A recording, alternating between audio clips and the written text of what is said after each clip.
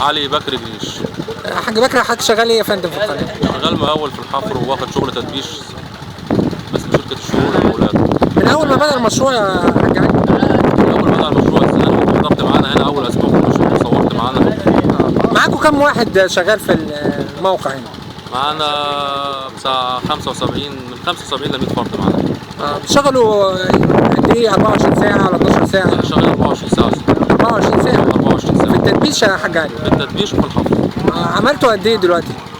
بالنسبة للحفر ولا التدبيش؟ بالحفر قد ايه؟ لا الحفر احنا شطبنا الزاني بس في الميلانات اللي هي بتاعت الجسر اللي فوق، التوسعات اللي فوق الجديدة اللي نزلت الجديدة دي شغالين فيها.